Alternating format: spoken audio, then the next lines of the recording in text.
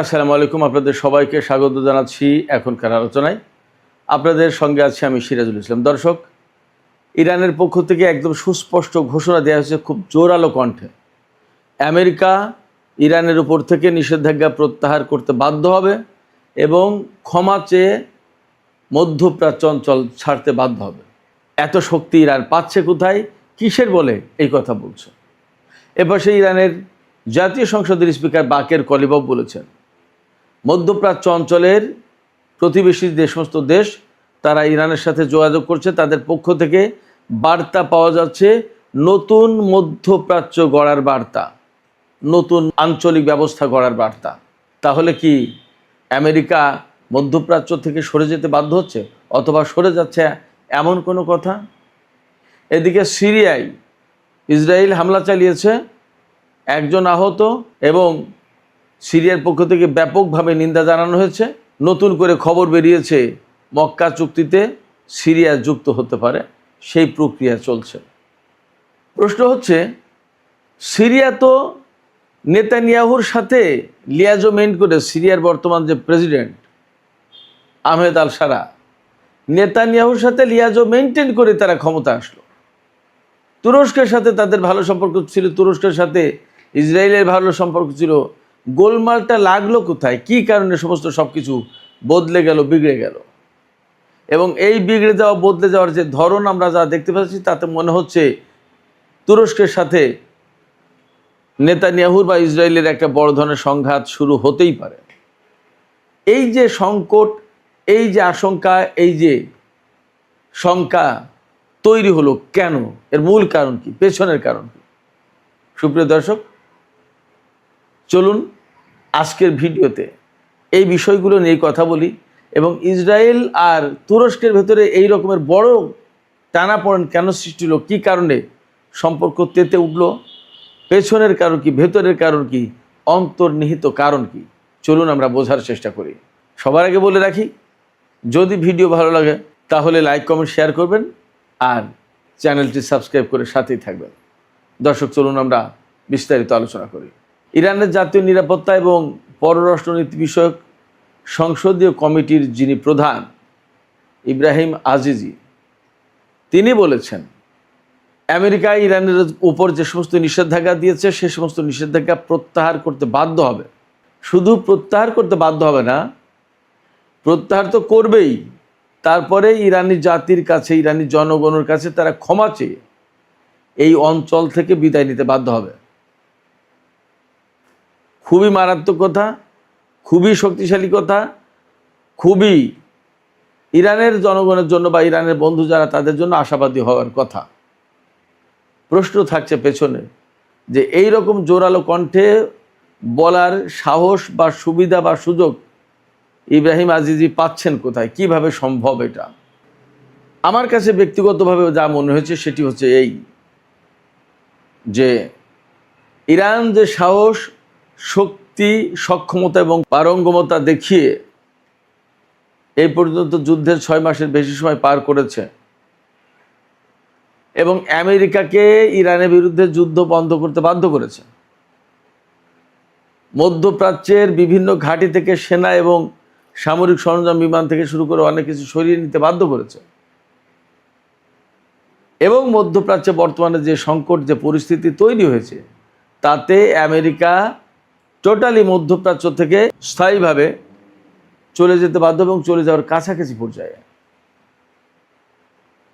শুধু তাই না, ইরান এই 6 মাস খুব ভালোভাবে যুদ্ধের ভেতর দিয়ে পরীক্ষা নিরীক্ষা করেছে আমেরিকার কোথায় কোথায় দুর্বলতা, দুর্বল পয়েন্ট কোথায় এবং কীভাবে কি করা হবে, কি করলে কি হয়, এগুলো সব ক্লিয়ার চিত্র ইরানের কাছে ভেসে উঠেছে। ইরানি জাতি তো গবেষণার জাতি, গবেষক জাতি। তারা এই সাইকোলজিগুলো, এই রিয়েলিটিগুলো একদম হাতে ধরে পরীক্ষা নিরীক্ষা করে দেখার ব্যবস্থা করেছে। এবং আপনারা খেয়াল করেছেন, আমেরিকার প্রায় সব ধরনের বিমান ইরানের মাটিতে ভূপাতিত হয়েছে এবং ইরান শুটডাউন করেছে।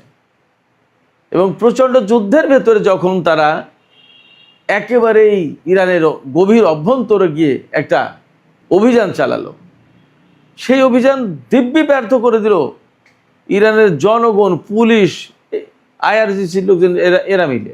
ভাবা যায় এটা কি কোনো সাধারণ কথা? ইরান এই গত 6 মাস ধরে পরীক্ষা নিরীক্ষা করেছে যে আমেরিকার কোথায় দুর্বলতা, কোথায় তারা ভালো পারে, আর ইরানের কোন জায়গায় কি করতে হবে একেবারে খুব ভালো করে ধীরে সুস্থে ঠান্ডা মাথায় বুঝে নেওয়ার চেষ্টা করেছে। এখন তারা সামরিক ডক্ট্রিন পাল্টে ডিফেন্সিভের জায়গায় অফেন্সিভ, আক্রমণাত্মক, এবং আজকে জোরালোভাবে ঘোষণা দিয়েছে। কয়েকদিন আগে তো পুরস্কার ঘোষণা করেছিল, আজকে এই সামরিক ডক্ট্রিন পরিবর্তনের যে ঘোষণা, সেই ঘোষণার সময় বলেছে যে ইরানের সামরিক বাহিনী ঘোষণা করছে যে কোনো মার্কিন সেনাকে হত্যা বা জীবিত ধরে দিতে পারলে $30,000, মহিলারা ধরে দিতে পারলে পুরস্কার হবে দ্বিগুণ, কোনো অস্ত্র যদি উদ্ধার করতে পারে সেই অস্ত্র পয়সা দিয়ে কিনে নেওয়া হবে, এবং সেই অস্ত্রকে যে ব্যক্তি মার্কিন বাহিনীর অস্ত্র ছিনে নিতে পারল তার নাম লিখে জাদুঘরে রাখা হবে। এগুলো শুধুমাত্র সাধারণ কথার কথা না, শুধুমাত্র সাধারণ পুরস্কার ঘোষণা না, এটার ভেতর দিয়ে ইরানি জাতিকে, এই যুদ্ধের সাথে পুরো জাতিকে ইনভলভ করে ফেলা হলো। এখন পুরো জাতির মাথার ভেতরে এইটা ঘুরবে যে কবে আমেরিকান সেনা ধরবো আর কবে টাকা পাবো। মানে প্রত্যেকেই অ্যাক্টিভ হয়ে যাবে। $30,000 একজন সেনা ধরতে পারলে বা মারতে পারলে। এবং এর মানে হচ্ছে ইরানের সামরিক বাহিনী ভীষণভাবে অ্যাগ্রেসিভ, অফেন্সিভ, তারা নিজেদেরকে আর গুটিয়ে রাখতে চায় না, এটাই তার প্রমাণ। ইরানি জাতি গত কয়েক বছর ধরে যে সাহস দেখিয়ে এসেছে তার চূড়ান্ত বহিঃপ্রকাশ ঘটেছে 2025 সালের জুন মাসের 12 দিনের যুদ্ধে আর এবারের যুদ্ধে। ইরান কোনো যুদ্ধই ইনিশিয়েট করেনি, তারা হামলা করেছে, ইরান পাল্টা জবাব দিয়েছে। এবং এখন ইরান বলছে যে তারা নিজেরা আর ডিফেন্সিভ থাকবে না, নিজেদের আত্মরক্ষার জন্য না, এখন অফেন্সিভ। এইভাবে যদি ইরান সামরিক কৌশল গ্রহণ করে এবং মার্কিন সামরিক বাহিনীর বিরুদ্ধে যদি অভিযান শুরু করে, তাহলে মধ্যপ্রাচ্যে মার্কিন সামরিক বাহিনী টিকতে পারবে বলে মনে হয় না। এবং ইরানের পক্ষ থেকে কিন্তু পরিষ্কার করে বলা হচ্ছে, গতকাল বলা হয়েছে, আজকেও বলা হয়েছে যে ইরানের বিরুদ্ধে যদি কোনো রকমের মিসক্যালকুলেশন করে, ভুল হিসাব নিকাশ করে, তাহলে তার চরম মূল্য দিতে হবে আমেরিকাকে। তার মানে আমেরিকা যদি কোনো মতেই ইরানের উপর বিমান হামলা চালানোর চেষ্টা করে অথবা স্থল অভিযান চালানোর চেষ্টা করে, তার জন্য ইরান প্রস্তুত এবং তার জন্য আমেরিকাকে মূল্য দিতে হবে, এটাই তিনি বলতে চেয়েছেন। পরিস্থিতি যদি এই রকম যায় তাহলে অবশ্যই একসময় আমেরিকাকে ইরানের উপর থেকে নিষেধাজ্ঞা প্রত্যাহার করতে হবে। এছাড়া আরও কিছু ব্যাপার আছে। এই যে হরমুজ প্রণালী ইরান আটকে দিয়েছে, তেল চলাচল বন্ধ, বাব আল মানদেব প্রণালী আটকে দিয়েছে হুতিরা, তেল চলাচল বন্ধ, সারা বিশ্বের অর্থনীতি কলাপস করবে। এরই মধ্যে কাতারের অর্থনীতি গত বছরের তুলনায় এই বছরের 8% বেশি তাদের জাতীয় আয় কমে যাবে। কুয়েতের অর্থনীতি কলাপস করেছে, বাহরাইনের অবস্থা খারাপ, সংযুক্ত আরব আমিরাত তাদের তেলের ট্যাঙ্কিগুলো বাঁচানোর জন্য ইরানের ক্ষেপণাস্ত্র আর ড্রোন হামলা থেকে বাঁচানোর জন্য লোহার খাঁচার ভেতরে রাখছে, খাঁচা করেছে যাতে হামলা না হয়। তা ব্যালিস্টিক মিসাইল দিয়ে হামলা করলে ওগুলো টিকবে? টিকুক আর না টিকুক, সংযুক্ত আরব আমিরাত ইরানি হামলা থেকে বাঁচার জন্য এই করছে। পুরো আঞ্চলিক চেহারা পাল্টে গেছে। এবং যে ইসরায়েল সংযুক্ত আরব আমিরাতে এসে এত কিছু করতে, এখন সেটা করতে পারবে মনে হয় না। ফলে আঞ্চলিক চেহারা, আঞ্চলিক চালচিত্র কিন্তু বদলে যাচ্ছে ইরানের এই যুদ্ধের কারণে। সেক্ষেত্রে আমেরিকা ইসরায়েল যা ভাবছিল, যা করতে চাই, সেইগুলো এখন আর হওয়ার সম্ভাবনা একদম কম। বরং ইরান যে কথা বলছে এটা খুবই বাস্তবসম্মত যে একসময় আমেরিকাকে এই নিষেধাজ্ঞা প্রত্যাহার তো করতে হবে, এর পাশাপাশি তাদেরকে মাপ চেয়ে এই অঞ্চল ছাড়তে হবে। ইরানের পক্ষ থেকে আজকে আরেকটা চমক লাগানো খবর প্রকাশ করা হয়েছে। ইরান জানিয়েছে যে যুদ্ধ শুরুর পর থেকে এখন ইরানের অস্ত্র উৎপাদনের পরিমাণ 3 গুণ হয়েছে, বিশেষ করে কৌশলগত অস্ত্র উৎপাদনের, ক্ষেপণাস্ত্র, ড্রোন, এই সমস্ত 3 গুণ।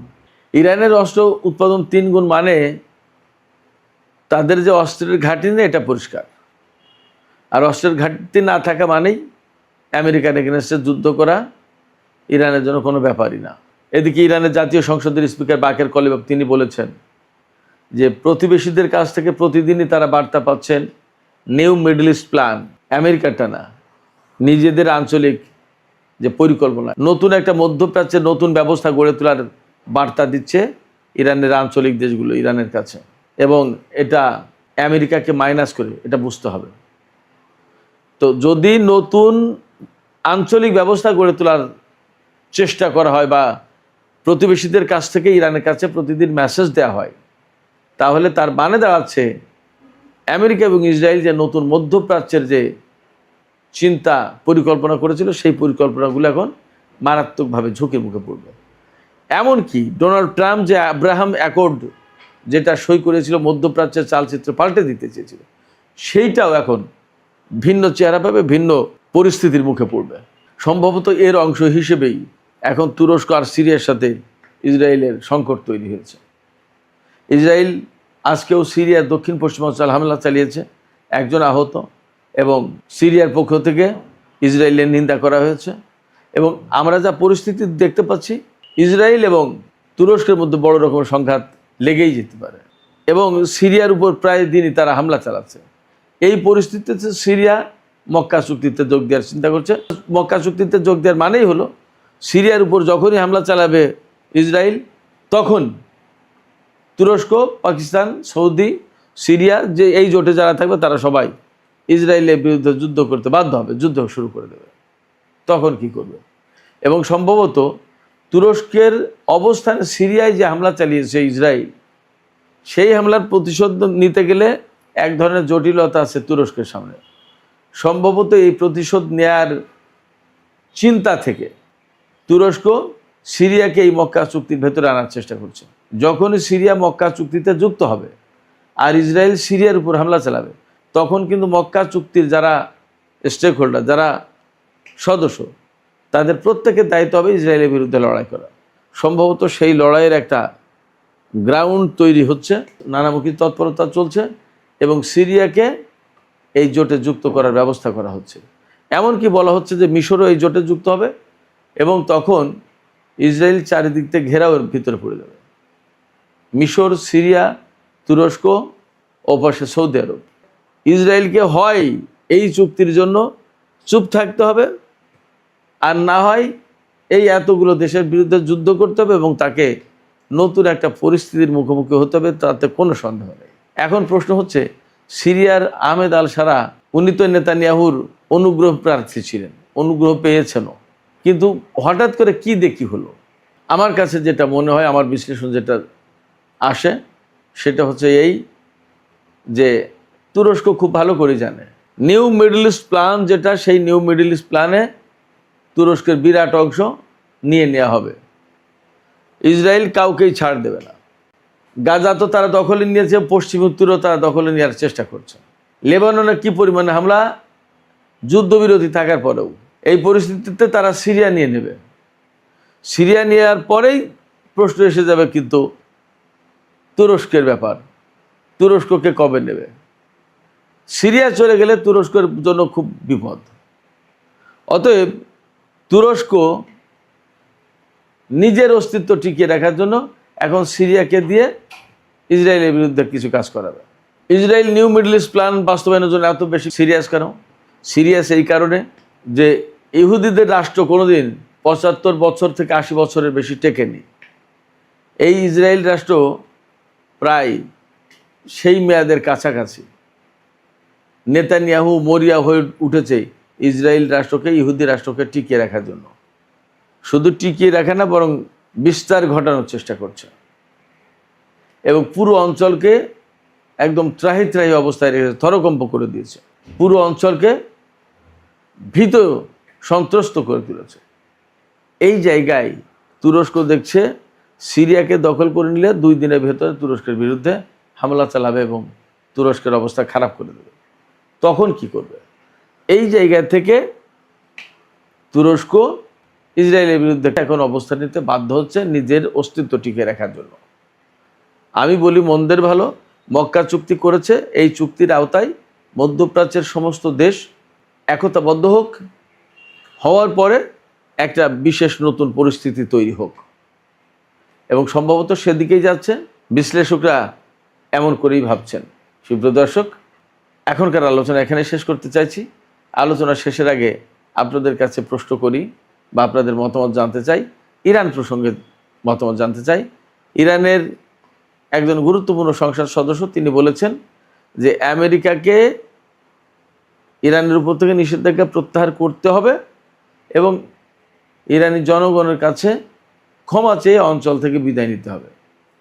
আপনারা কি বিশ্বাস করেন বা আপনাদের কি মনে হয় যে আসলে পরিস্থিতি এমন হবে, নাকি এটা ইরানের পক্ষ থেকে আবেগতাড়িত বক্তব্য? আপনাদের মতামত জানিয়ে কমেন্টে লিখতে পারেন। আর ভিডিও ভালো লাগলে লাইক, কমেন্ট, শেয়ার করবেন এবং চ্যানেলটি সাবস্ক্রাইব করে সাথেই থাকবেন।